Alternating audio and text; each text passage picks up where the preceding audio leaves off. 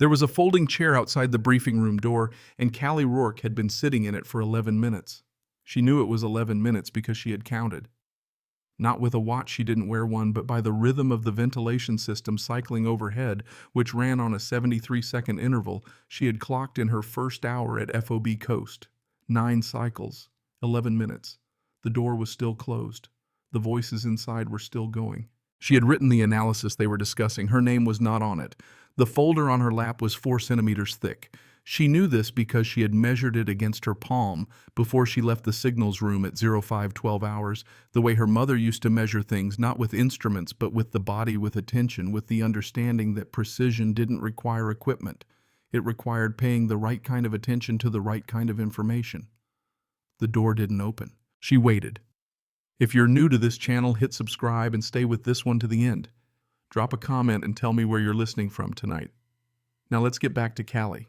The base had a particular smell in the hour before dawn, diesel from the generators that ran the signals room. The specific cold of high-altitude winter pressing against the prefab walls. Coffee that had been on the burner since 0300 and had passed through drinkable somewhere around 0400 and was now something else entirely. Still hot, still caffeinated, still consumed by people who needed it to mean something it no longer quite meant. FOB Coast in January smelled like effort and duration, like a place where people had been doing hard things for a long time and had stopped expecting that to change. Callie had arrived 36 hours ago. The helicopter had come in low over the ridge in the last gray light of late afternoon, and she had watched the base materialize below through the scratched porthole, the generator units, the prefab buildings arranged in the specific functional geometry of a place designed to work rather than to be comfortable. The perimeter lighting coming on in sequence as the sun dropped. She had looked at it the way she looked at everything for the first time, cataloging, measuring, listening even through the rotor noise for whatever pattern might reveal itself if she paid attention long enough. Commander Brett Ashby had been standing at the edge of the landing zone when she came down the ramp. He was a tall man, broad-shouldered in the way of someone who had been built by years of physical work rather than by intention. And he stood with the particular stillness of someone who had decided how he felt about a situation before the situation fully arrived. He had a face that had stopped being young without quite becoming old, and eyes that assessed things the way a mechanic assessed an unfamiliar engine, not with hostility, but with a very specific kind of patient doubt. He held out his hand. She shook it. Rourke. Not a question. A confirmation of a fact he hadn't requested and didn't particularly need. Commander Ashby. I've read your file. He said it the way people said things they've decided in advance won't change anything. Impressive on paper. She waited. She had learned early that the second half of that sentence always arrived whether you prompted it or not. Paper doesn't mean a lot out here. I know, she said. That's why I asked for the SIGINT access instead of an office. He looked at her for a moment, the specific look of a man recalibrating a response he had prepared for a different answer. Then he nodded once the way you nodded when you were conceding a point you weren't ready to call a concession. 72 hours, he said. You have 72 hours of signals access. After that, I need a product or I need a reason, and I don't have time for reasons. 36, she said. He looked at her. I'll have a product in 36 hours. He didn't say anything for a moment. The rotors were still spinning down behind her. The cold was the particular dry cold of altitude, the kind that got into your lungs before your coat, and she felt it and noted it and filed it as information she would need later. Sergeant Marsh will get you set up, Ashby said and walked away. She had gone directly to the signals room. She had not gone to her quarters first. She had not eaten until Marsh put something in front of her 6 hours later and said with the flat efficiency of someone managing a resource, "You'll work better with food in you." And the thing Marsh put in front of her was not good, but it was real, and Callie ate it without putting down the printouts. 30 hours of radio intercepts. Raw. Not transcripts, not translated product. The actual signal run through her laptop's spectrum analyzer displayed as frequency pattern over time. Most people in signals intelligence worked from transcript. Someone else had already listened, already converted the audio to language, already made the first layer of interpretive decisions before the analyst ever saw the data. Callie worked from the signal itself, because the signal told you things the transcript couldn't.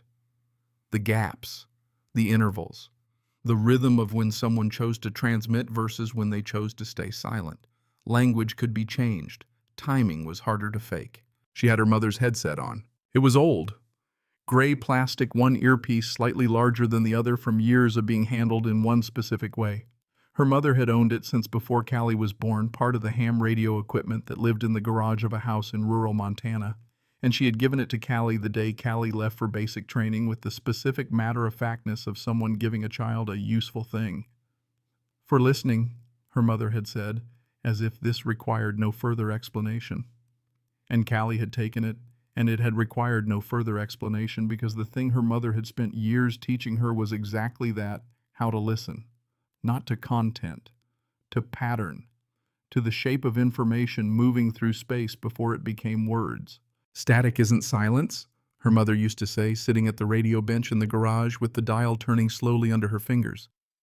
Static is everything talking at once. You just have to learn which voice to follow. Callie had been following voices for most of her life. The compound designated TGT-7 had been transmitting for 19 days. She knew this because the SIGINT log showed the first intercept at 0600 local time 19 days ago, and the logs had been thorough, and Sergeant Marsh had been thorough, and the work itself was not the problem. The problem was what nobody had noticed about the work, or what they had noticed and had not thought to ask about. The compound transmitted every 6 hours. Exactly every 6 hours. 1. Then 0600 again, every day, for 19 days. She pulled the headset off and set it on the desk, and looked at the ceiling for a moment in the way she looked at things when a pattern had just finished speaking to her and she needed a second to hear what it had said. Real command posts didn't transmit on schedule. She had learned this not in a classroom but from watching her mother's radio contacts in Montana, the ham operators who moved frequencies unpredictably, who called when conditions were right, rather than when a clock said to who understood that predictability was the enemy of communication that needed to survive. A scheduled transmission was a transmission that was easy to find. A command post that transmitted on schedule was either careless or performing. And the intelligence on Qasim, everything she had read in the 36 hours since landing, suggested he was not careless. She put the headset back on. She went deeper into the data. The signal strength was consistent. The duration was consistent. The modulation pattern was consistent to a degree that required either very careful technical discipline or a recording being played back on a timer. She ran the spectral analysis 3 times. Then she ran it a 4th time using a different baseline parameter the way her mother had taught her to check a signal. Measure it twice with your eyes and once with your gut. And if the gut doesn't agree with the eyes, trust the gut until you can prove it wrong. The gut said this signal is meant to be found. Not intercepted. Found. There was a difference, and the difference was the difference between a command post trying to communicate and a command post trying to be a target. She looked at the map. TGT-7. The compound in the valley 12 kilometers west. The compound that SEAL Team Bravo was scheduled to hit in 11 hours. She took the headset off, stood up, and picked up the folder she had been building for the last 4 hours. 4 centimeters. She measured it against her palm before she left. The briefing room was at the end of the main corridor. She knocked. Nobody answered, but she could hear voices, so she opened the door. There were 8 men around the table. Maps, photographs, coffee cups in various states of consumption. The specific focused energy of people in the final planning stages of something they had been building toward and were close enough to touch. And Ashby at the head of it standing rather than sitting pointer in hand in the middle of a sentence that he stopped when the door opened. He looked at her. "This isn't a good time, Rourke." "TGT-7 is transmitting on a fixed 6-hour schedule," she said. 19 days, no variation. Real command infrastructure doesn't operate on a fixed schedule. The compound is either bait or it's been compromised. Either way, the planned insertion point is wrong. The room had gone quiet in the way that rooms went quiet when someone said something that required either immediate dismissal or genuine attention. And the distance between those two responses was exactly the distance of one person's authority. Ashby looked at her for a long moment. Then he looked to his left, where a man in civilian clothes sat slightly apart from the rest of the table. He was in his mid-40s, good posture, a face that was pleasant without being warm the way a room could be neat without being lived in. He had been in the room when she knocked, which meant he had been here for the planning, which meant he had a level of access that went with a particular kind of role. The source on TGT-7 has been verified by 3 independent networks, the man said. His voice was measured, reasonable, the voice of someone who said things that were meant to end conversations. Commander Ashby, the analysis from signals is valuable, but we have asset confirmation that the target is active. Ashby nodded, slow, the nod of a man who had been given a reason that was sufficient, or at least sufficient enough. Rourke. He picked up his pointer again. This isn't the time. We'll debrief after the operation. She looked at the man in civilian clothes. He looked back at her with the pleasant, empty attention of someone who had already moved on. She noted his name tag, Renfield. She noted the timing of his response, not after Ashby deliberated, but before. She noted that he had answered a question Ashby hadn't finished forming. She filed all of it. Then she walked out. The corridor was empty. The ventilation cycled. She stood in it for a moment and thought about the signal, about the 6-hour intervals, about what it meant to transmit on a schedule for 19 days into the kind of electronic environment that could hear everything and was listening for exactly this. She went back to the signals room. Sergeant Marsh was at her station. Marsh was 31 and thorough and had the quality of a person who did the work in front of her without editorializing about the work which Callie respected. Marsh looked up when she came in. They didn't listen, Marsh said, not a question. Renfield shut it down before Ashby could think. Marsh looked at her for a moment. CIA liaison. Been here 3 weeks. I know. He doesn't usually sit in on tactical planning. Callie sat down at her station and put the headset back on. She had 11 hours. The operation was at 0200.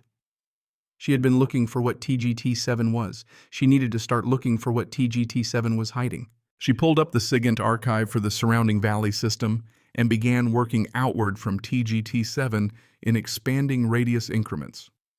10 kilometers. 12. 15. Looking for signals that didn't transmit on a schedule.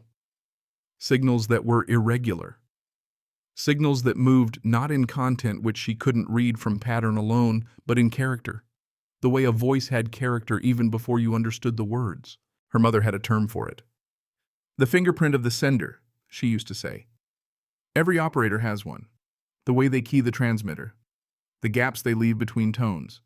It's as individual as handwriting. You don't read it. You recognize it. Callie recognized it at 0247 hours. 14 kilometers northeast of TGT-7, not in the valley.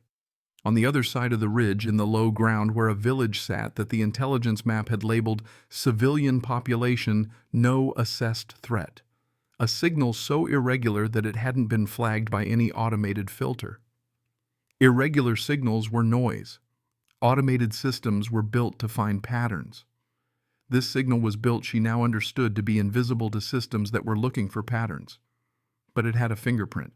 And the fingerprint was consistent across 11 appearances, in 30 hours of data, 11 times. Never at regular intervals, never on a schedule, always brief, always in a different position, on the frequency spectrum, but always with the same hesitation between the second and third character of the transmission sequence. The same fractional delay, the same individual habit. One operator, moving, hiding in the static. She pulled the headset off slowly. 14 kilometers northeast. A village that wasn't a target. A signal that wasn't supposed to be there. She pulled up the atmospheric data for the last 30 days. Barometric pressure readings from the FOB weather station. She cross-referenced them against the 11 appearances of the signal, looking for correlation, looking for the logic that would explain why this operator transmitted when they did instead of on a schedule. It took her 40 minutes. Every transmission had occurred within 90 minutes of a drop in barometric pressure. Not randomly. Consistently. The kind of correlation that required either coincidence so extreme it ceased to be coincidence, or a deliberate operational choice. A choice to transmit when atmospheric conditions changed the propagation characteristics of radio waves in the valley. A choice to use the weather itself as cover to hide a signal inside the static that pressure changes created in the low-frequency band. Someone out there understood radio the way her mother understood radio. Someone out there had been doing this for a long time. She looked at the map. At the village. At the 14 kilometers of ridge and valley between the village and TGT-7, the compound that had been transmitting every 6 hours for 19 days into the electronic ear of the most sophisticated surveillance infrastructure in the world, as if it wanted to be heard. TGT-7 was the performance. The village was the performer. She picked up her folder. She added 12 new pages to it. She measured it against her palm, 6 centimeters now. It was 0341 hours. Ashby's operation was in less than 5 hours. She was not going to get back into that briefing room through Ashby. But there was one person she hadn't tried. Chief Petty Officer Nate Calder's quarters were in the 3rd building. She knocked. She heard movement, then the specific, careful silence of someone assessing a knock before responding to it. The door opened. Calder was dressed. She wasn't sure if he had been sleeping or if he was simply a man who was always dressed at 0341. He was 38, she guessed, the kind of 38 that came from having been 38 in your mind since you were 25. He had a face that didn't offer much and eyes that were taking in more than they gave back, and he stood in the doorway with the patient quality of someone waiting to see if a situation was worth engaging with. She held out the folder. He looked at it. He looked at her. He took it. She stood in the doorway while he read. He didn't invite her in, and she didn't ask. The corridor was cold. She didn't move. She was used to waiting. Waiting was just listening with your eyes open. He read for 7 minutes. She counted by the ventilation cycle. 6 cycles and change. He closed the folder. "If you're wrong," he said, "this ends your career." His voice was level, not a threat. A fact being offered as information the way her mother offered information without decoration. "If I'm wrong," she said, 8 of your guys walk into a compound that's been wired for 3 weeks. She paused. "Pick which one matters more." Calder didn't answer. He looked at the folder in his hands. He looked at the door behind her. He did the specific private calculation of a man who had been in enough situations to know the difference between a bad decision and a decision that felt bad because it was new. He didn't go back to sleep. He didn't tell her to go back to her room either. He stood in the doorway holding a 6-centimeter folder in the corridor of a forward operating base in the dark of a coast winter, and the ventilation cycled once more, and Callie waited because some things couldn't be rushed, and she had learned that from a woman in a Montana garage who understood that you didn't pull a signal toward you. You waited until it was ready to come. Calder walked back into his room and came out 60 seconds later with his jacket on. He didn't explain. He didn't need to. He started walking and she fell into step beside him, and they moved through the corridor in the specific quiet of 2 people who had reached an agreement without negotiating it. He knocked on Ashby's door at 0358. There was a longer pause than there had been at Calder's door. Then the sound of deliberate movement. Then Ashby in the doorway taking in Calder first and Callie second with the economy of a man who processed information in order of trust. "Nate?" "She found something," Calder said. "I think you need to look at it before 0200. Ashby looked at the folder in Calder's hand. He looked at Callie. He looked back at Calder with the specific expression of a man weighing one person's judgment against another person's conclusions. And the weight wasn't equal, and all 3 of them understood that. "Give me 5 minutes, Ashby said. He read, standing up in the doorway under the corridor light. Calder stood beside him. Callie stood slightly back because this was not her moment to occupy the center of the room. This was the moment where the evidence occupied the center, and she was simply the person who had found it. She had learned that distinction early. It mattered. Ashby read for 9 minutes. Nobody counted aloud. The base breathed around them, generators' distant vehicle movement, the particular sound of a place that never fully slept. He closed the folder. "The atmospheric correlation," he said. "You built this in how long?" 40 minutes for the correlation.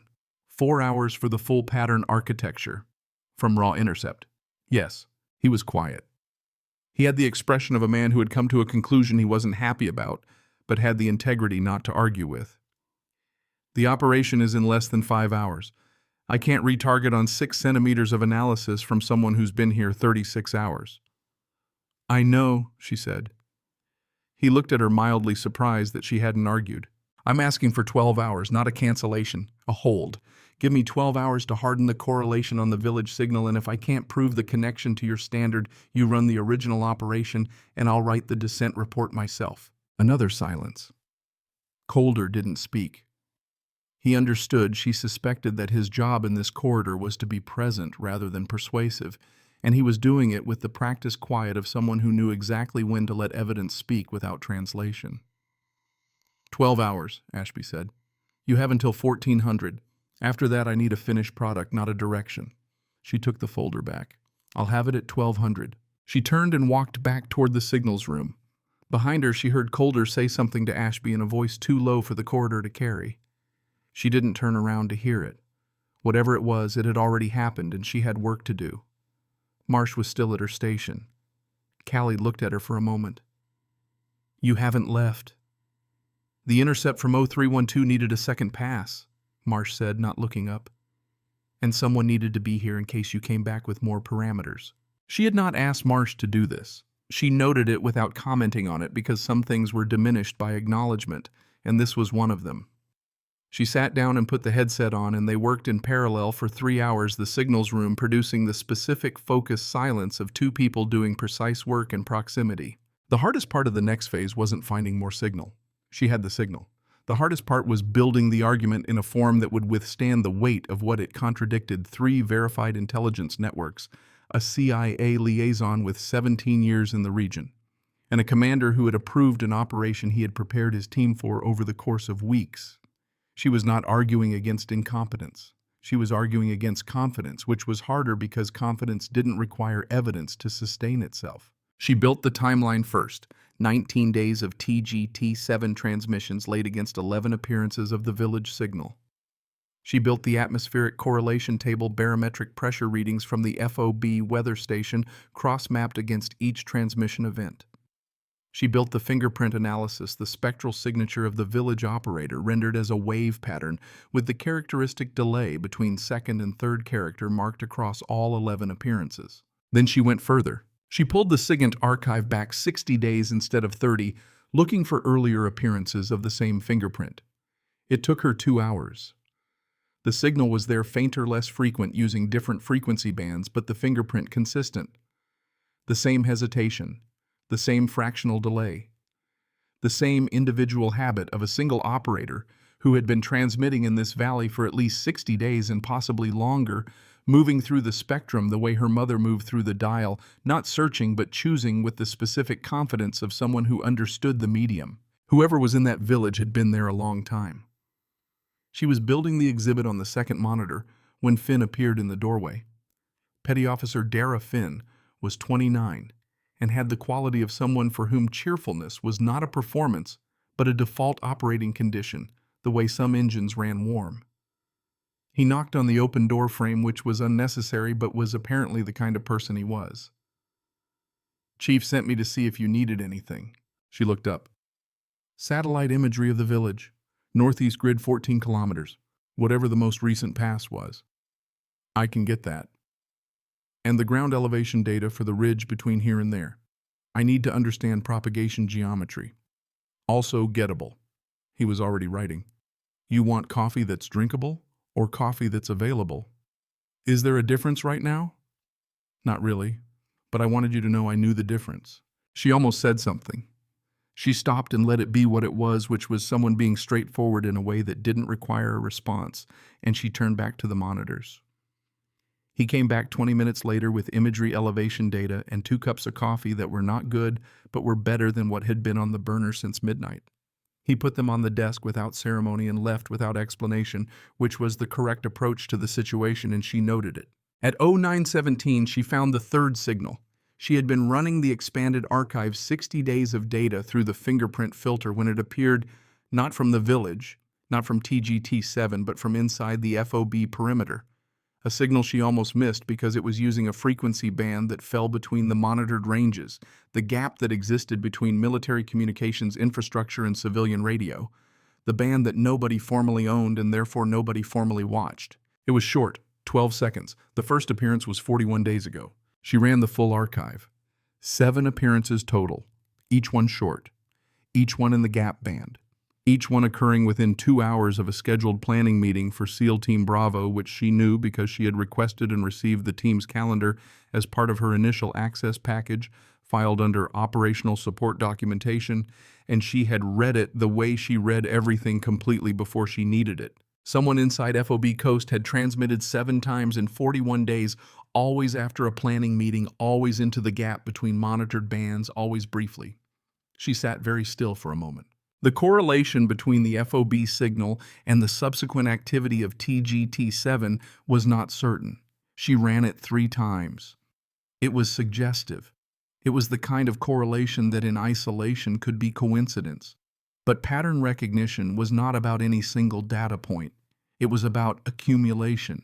It was about the point at which the weight of correlated events exceeded the load-bearing capacity of coincidence. She was past that point. She built the third exhibit. She laid the 7 FOB transmissions against the planning meeting calendar against TGT7's operational timeline. The picture it made was not subtle.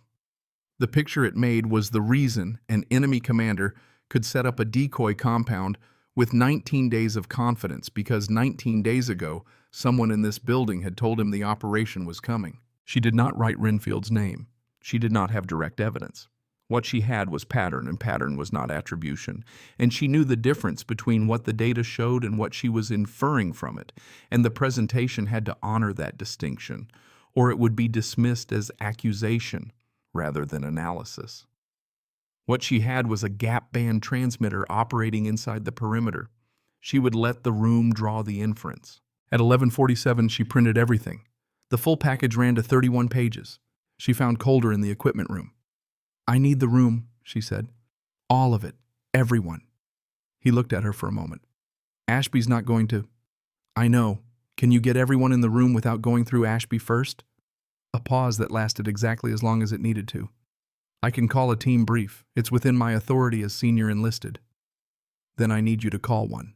He looked at her with the expression she had come to recognize, the one where he was not deciding whether to trust her, but deciding whether the cost of the action she was requesting was one he could justify. It was a different calculation, and it was one she respected because it was honest. "Oh, 7:30 brief room," he said. 20 minutes. She went back to the signals room, collected her materials, and walked to the briefing room. She arrived first. She set up her display.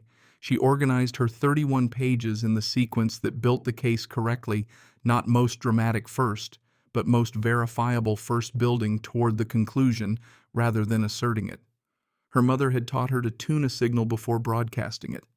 The same principle applied. They came in over 6 minutes. Calder first. Then Finn, who nodded at her without performance. Then the other 6 operators in various states of alertness, the specific body language of people who had been pulled from pre-mission preparation and were reserving judgment about whether this was a good use of their time. Then Ashby, who stopped in the doorway when he saw her at the display and whose expression moved through several stages, quickly surprised calculation, the brief specific irritation of a man whose chain of authority had been navigated around. He sat down. He did not leave, which was the important thing. Renfield came in last. He took a seat on the side of the room slightly apart with the posture of a man attending a meeting he considers advisory. He looked at Callie with his pleasant measuring attention and folded his hands on the table. She began. She walked them through TGT7 first. The schedule, the regularity, the argument for why regularity was a problem rather than a reassurance. She kept her voice level and her pace steady, and she did not editorialize. She put the data on the display and let it carry its own weight, because data that required a salesperson was data that hadn't finished proving itself. She moved to the village signal, the atmospheric correlation, the fingerprint, the 60-day archive showing prior appearances. She showed them what an operator hiding in the static looked like, rendered as spectral pattern across frequency and time. She described the individual signature, the hesitation, the fractional delay in terms precise enough that it was no longer abstract. It was a person. A specific person with specific habits who had been operating 14 kilometers northeast of this room for at least 60 days. The room was quiet in the way rooms went quiet when information was arriving that reorganized things. Then she put the third exhibit on the display. She walked them through the gap band transmissions, the 7 occurrences, the planning meeting calendar, the correlation she was not asserting as causation, but was presenting as pattern requiring explanation. She said in exactly these words, "I am not telling you who sent these transmissions. I am telling you that these transmissions exist, that they originate from inside this perimeter, and that their timing is consistent with operational intelligence being passed to an external actor." She stopped. The room was silent. Then Renfield said, "This analysis is based on unverified intercepts interpreted by an analyst who has been on this post for 36 hours. His voice was still measured, still reasonable, but there was something different in it now, a quality of effort that hadn't been there before. Reasonableness, she had learned, was effortless when it was genuine. When it required effort, it became a performance, and performances had tells. "Commander Ashby," he continued, "I want to be clear that the asset networks—" "What times?" Finn said. Everyone looked at him. "The gap band transmissions. What local times did they occur?" She checked her notes. She gave him the 7 times. Finn looked at Calder. Something passed between them. Not words, not even quite a look, but the specific, compressed communication of people who had worked together long enough that context traveled without language. "Chief," Finn said, "the Sector 4 perimeter camera, the one that went down last Tuesday. What time did maintenance log the outage?" Calder didn't look at his notes. "Oh, 2:14. Finn looked at the display. The 6th gap band transmission had occurred at 02:09. The room absorbed this. Ashby was looking at the display. He was not looking at Renfield. He was looking at the display with the expression of a man standing at the edge of a conclusion and taking the last few steps toward it without rushing, because some conclusions deserve to be arrived at with full weight rather than momentum. Renfield stood up. He didn't say anything. He didn't explain. He picked up his notepad and walked to the door and opened it and left. The door closed. Ashby looked at it. 5 seconds. The ventilation cycled. Nobody spoke. Then Ashby turned to look at Calder. Calder met his eyes and didn't fill the silence because there was nothing to add to it. The silence was the thing. The silence was Renfield answering a question nobody had asked aloud. Ashby looked at Callie. "What do you need?" 2 hours later, Renfield was in a room with 2 MPs and a JAG officer who had come in on an unscheduled helicopter, and the gap band equipment was being pulled from a maintenance locker in the Eastern Utility Corridor, where it had been stored between uses, and the investigation that would eventually reach people significantly above Renfield's pay grade was beginning its first careful steps. Callie was not in any of those rooms. She was back in the signals room, headset on, because the operation wasn't over. It was restructured, retargeted, and Ashby had looked at her after the room cleared and said, "I need you on Overwatch. Nobody else has spent 30 hours inside that valley's pattern. You know the ground better than anyone who's physically walked it." She had said yes before he finished the sentence. Now she had 4 hours before insertion, and there was more to do. The village grid needed elevation analysis. The approach corridor needed threat modeling. She had the imagery Finn had pulled, and she had the 60-day signal archive, and she had the headset, and she had time, which was the thing she had learned never to waste and never to assume she had enough of. She was deep in the approach corridor analysis when Marsh set something on her desk. A granola bar slightly crushed. No note. Marsh didn't look up from her own station. Callie ate it. She was on the propagation geometry mapping the ridge between the FOB and the village to understand where radio signals could and couldn't travel, which would tell her where the operator's positions were likely to have been, which would tell her something about how that operator moved and therefore how they thought when she found the 4th signal. It was 1634, 90 minutes before they were due to kit up. The 4th signal was not from the village. It was not from TGT-7. It was not from inside the FOB. It was from a 3rd location, 2 kilometers east of the village, transmitting now in real time as she was listening on a frequency she hadn't checked, because it was outside the range. She had built her filter around, and it was transmitting with the same fingerprint she had learned to recognize over 30 hours of listening. The same hesitation, the same fractional delay, the same individual habit, the same operator. But they had moved, not to the village, east of the village, higher elevation, a position with line of sight to the approach corridor the restructured operation was going to use. She stared at the screen. The signal lasted 14 seconds. Then it stopped. 14 seconds was enough time to transmit position and movement data in compressed burst format. 14 seconds sent from a position with line of sight to their approach corridor was enough to tell someone exactly which direction they were coming from. Kasim knew they had changed the plan. She reached for the radio. She keyed the radio before she finished the thought. Colder. The operator moved. They're 2 kilometers east of the village elevated position line of sight to our approach corridor. They transmitted 14 seconds ago. Qasim knows we changed the plan. A pause. 3 seconds. 4. How certain? Same fingerprint, same operator, different position. The transmission timing puts it at exactly the moment our revised OPORD would have been finalized. Another pause. Shorter. Stand by. She didn't stand by. She pulled the elevation data and mapped the eastern position against the approach corridor, a ridge spur that jutted south from the main ridgeline high enough to see the valley floor low enough to move from quickly. A position chosen by someone who understood terrain the way she understood frequency. Someone who read ground the way she read static. She had 6 minutes before she needed to be at the equipment staging area. She used 5 of them. The map told her 2 things. The eastern position had line of sight to the planned approach, but not to an alternate, a dry stream bed running northeast along the base of the ridge below the spur's observation angle that would add 40 minutes to the infill timeline, but would arrive at the village from a direction the elevated position couldn't see. The stream bed wasn't in the OPORD. It wasn't in any of the planning documents. It existed only in the elevation data she had pulled at Finn's request 12 hours ago and had been looking at since. She printed 1 page. She folded it and put it in her jacket pocket. She picked up the headset, the old gray one, her mother's, and held it for a moment without putting it on. Then she set it down on the desk carefully, the way you set down something you intended to come back to. She went to kit up. The staging area had the compressed, purposeful atmosphere of people who had done this enough times that preparation had become a kind of prayer, each action deliberate, each check a statement of intention. She moved through it as an adjacent presence, not part of the rhythm, but not disrupting it either. Colder found her at the weapons rack. "Tell me about the stream bed," he said. She unfolded the page and showed him. He looked at it for 60 seconds without speaking. His finger traced the route, the base of the ridge, the northeastern approach, the final 500 meters to the village perimeter. 40 minutes added, she said. But the elevated position can't see this corridor. If the operator is there to call our approach, we take away the approach they're watching.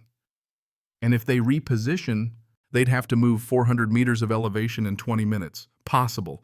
Not likely for a single operator with a radio. Colder refolded the page with the specific care of someone deciding that a piece of paper had earned the right to be treated carefully. He put it in his own pocket. "I'll bring it to Ashby." "I know," she said. She didn't follow him. She finished kitting up plate carrier sidearm radio, the thermal monocular she had requisitioned from the signals room, and taped to her left wrist where she could read it without breaking her hold. She moved through each step with the attention her mother had taught her to give to equipment, not perfunctory, not rushed. You checked what you were going to depend on. You did it fully or you didn't do it. Ashby came to her directly. That was different from before. Before decisions had come through Colder mediated waited. Now Ashby came to her directly and stood in front of her and said without preamble, "The stream bed route. You're confident. In the terrain analysis, yes. In the operator's ability to reposition in time, less certain. Call it 70% that we're in their blind spot the whole way. 70%. 70% that they can't see us. 100% that the original corridor is compromised." He held her gaze for a moment. It was not the gaze from the landing zone, the one that had already decided. It was something more open than that, more expensive. "You'll have overwatch from the North Ridge. I'll be set before you're at the 1 kilometer mark. If the operator repositions and you see movement, you'll hear it before it happens." He nodded, the nod of a man who had moved his weight onto a new surface and was finding it solid. "We move in 20. The ridge was 400 meters of elevation gain in the dark, and she had done the climb in her head a dozen times, using the topographic data, which meant she knew exactly where the loose shale began, and where it gave way to solid rock, and where the false crest was that would make her think she was near the top 40 meters before she actually was. Knowledge of terrain wasn't the same as walking it, but it was closer than nothing, and she moved with the map she had built in her mind rather than against the mountain, which was faster. She was breathing hard by the 200-meter mark. The altitude was thinner than her body preferred, and the kit was 40 pounds, and the TAC 50 case on her back caught the wind in a way that made balance a continuous negotiation. She made the negotiation without drama. She moved and adjusted and kept moving. At the crest, she went flat and crawled the last 20 meters to the overwatch position, a natural depression in the rock that gave her a sightline across the valley without skylining her against the ridge. She set up the rifle in darkness, with her hands moving from muscle memory through each component, each connection confirmed by touch rather than sight. "Raven is set," she said into the radio. "I have eyes on the valley. Alpha confirm position." Calder's voice. "We're at the stream bed. Moving." She put her eye to the scope.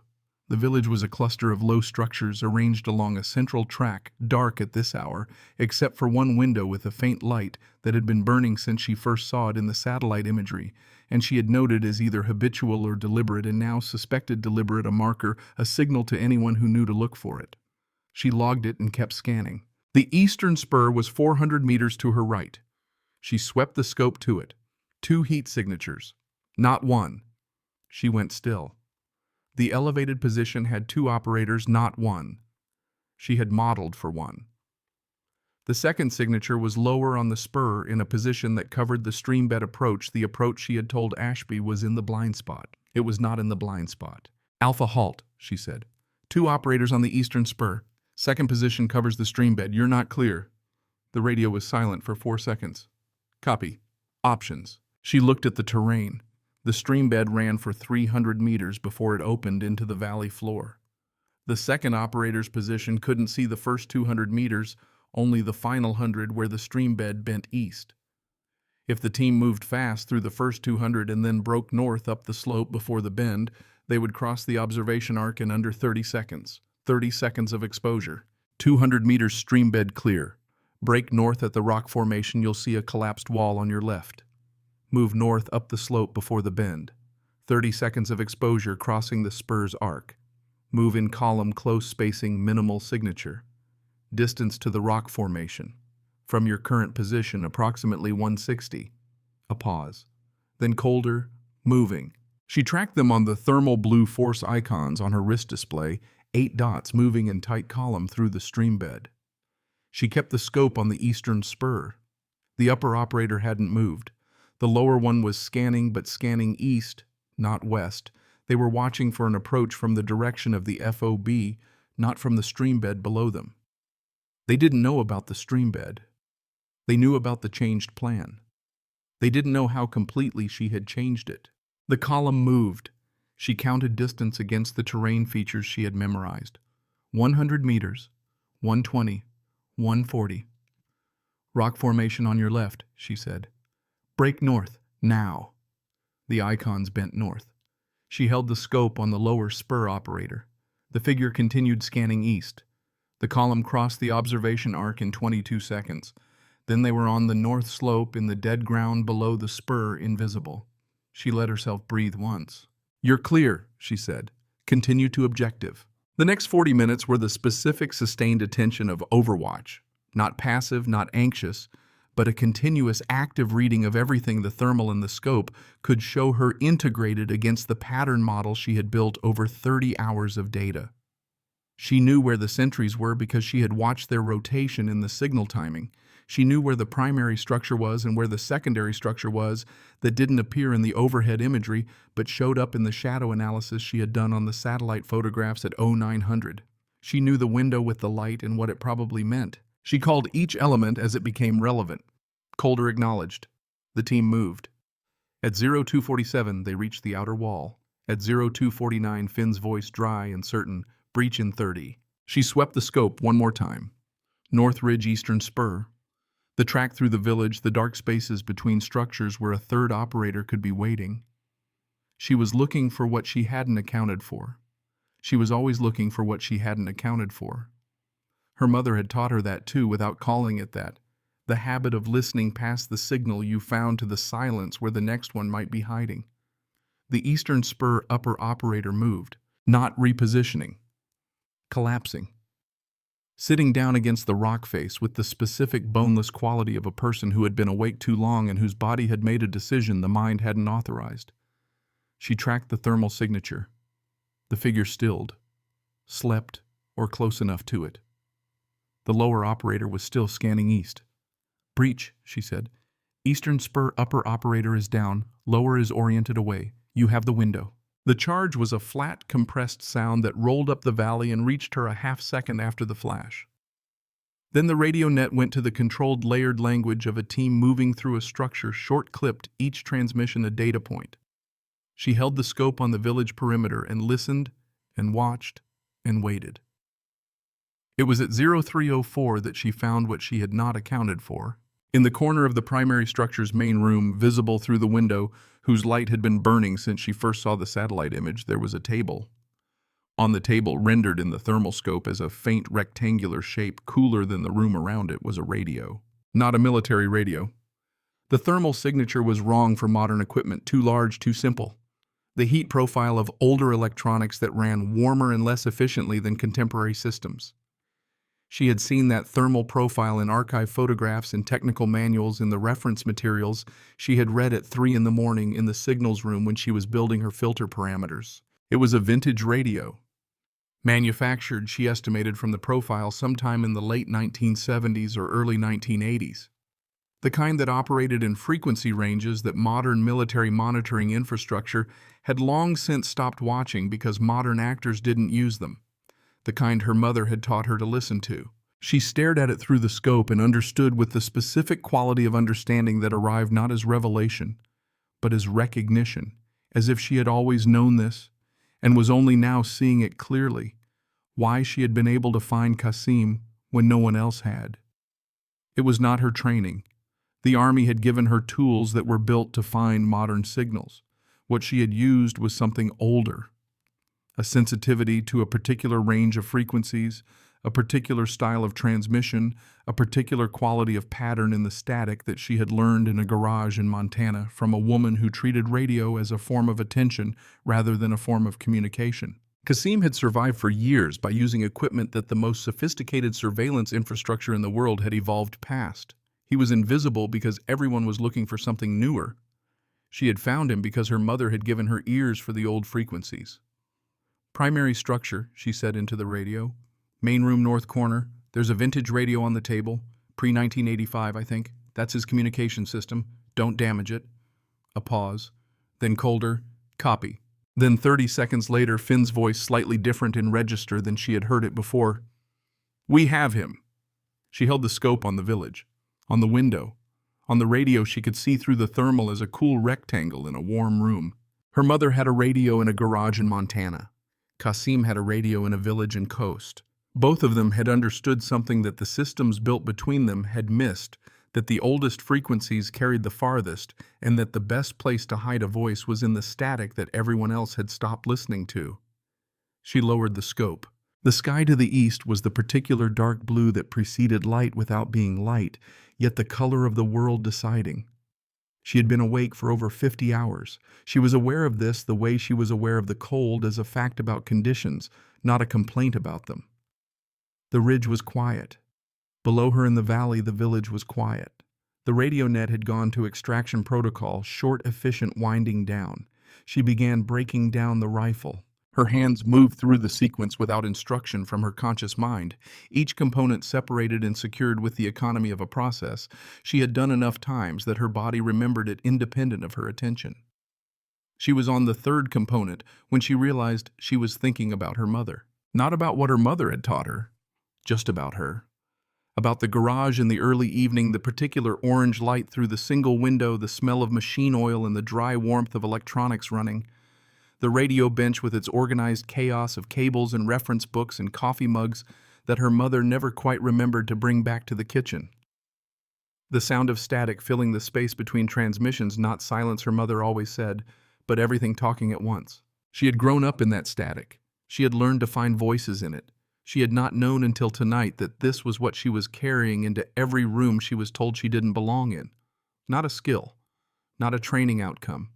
A way of listening that had been given to her in a place that had nothing to do with any of this. by a person who had never imagined it would be used for any of this, and couldn't have known and had given it anyway. You gave children what you knew. You didn't always know what they would need it for. The rifle was packed. She shouldered the case and began the descent. At the extraction, LZ Colder was waiting at the edge of the perimeter. He didn't say anything when she reached him. He had a quality she had come to recognize over the course of a very long night, the quality of someone who communicated accurately with economy and who understood that some moments were diminished by filling them with words. He handed her a water bottle. She drank. The helicopters came in from the north low and fast, and the team loaded in the specific rapid sequence of people who had done this enough times that it required no coordination, only execution. She boarded last. The ramp came up. The bird lifted. Through the porthole, the valley diminished below them, the village, the ridge, the eastern spur, where two operators had waited for an approach that didn't come. The FOB appeared to the west, its light steady in the dark. She watched it until the aircraft banked and the valley was gone. Finn was sitting across from her. He caught her eye and made a small gesture, not a salute, not a nod. Something in between, something that didn't have an official name. She looked out the porthole at the dark. At FOB Coast at 0519, Ashby found her at the signals room. She was at her station with the headset off, writing her preliminary report in the specific, careful prose of someone who understood that the way findings were recorded shaped what could be done with them. He stood in the doorway for a moment before she looked up. "Qasim is in custody," he said. "First time in 4 years." She nodded. "The radio," he said. "The vintage equipment. Our signals team says it's been operating in bands we haven't actively monitored in over a decade." 1977 through 1983 production range, she said. "Standard military monitoring stops at 1990 baseline. He's been below the floor." "How did you know to listen there?" She considered how to answer this in a way that was accurate. "I grew up listening there," she said. "It wasn't in my training. It was before my training." Ashby was quiet for a moment. He looked at the headset on her desk, the old gray one, slightly mismatched at the earpieces. He looked at it the way you looked at something when you were revising an assumption about what it was. He left without another word. She turned back to her report. At 6:31 she finished. She sent it. She looked at the headset. She picked it up and held it for a moment without putting it on the plastic, slightly warm now from being near the electronics, the worn cord familiar in her hands. She thought about calling her mother. It was too early in Montana. Her mother would be asleep, the garage dark, the radio bench quiet. She would call later. She would not tell her mother what had happened tonight because most of it was not the kind of thing that could be told. But she would call and they would talk, and at some point her mother would say something about radio or weather or the frequencies that nobody used anymore, and Callie would listen with the particular quality of attention she had been given in that garage and had been carrying ever since, and her mother wouldn't know she was listening that way and it wouldn't matter. The headset went back on the desk. She left it there and went to find somewhere to sleep. Colder found her in the corridor outside her quarters 20 minutes later. He fell into step beside her and walked in silence for a moment and then held out a folded piece of paper. Not toward her hand, he held it out sideways so she could take it or not. She took it. It was a transfer request form. Her name typed at the top. The destination line read SEAL Team Bravo FOB Coast, permanent attachment. Ashby's signature at the bottom. Below the signature in handwriting that was not Ashby's, the smaller, more compressed handwriting of someone who wrote in the margins rather than the center of pages a single line. "You didn't need the room to give you permission, but you can have it now if you want it." She looked at the handwriting. She looked at Colder. He was already looking forward, not at her. She folded the paper. She put it in her jacket pocket against her chest. She didn't say yes. She didn't say no. She said nothing because some decisions were not made in corridors at 0650 after 50 hours without sleep, and the right decision made at the wrong speed was still the wrong decision. She went to her quarters. She sat on the edge of the bunk. She took the transfer form out of her pocket and set it on the footlocker. She took her jacket off.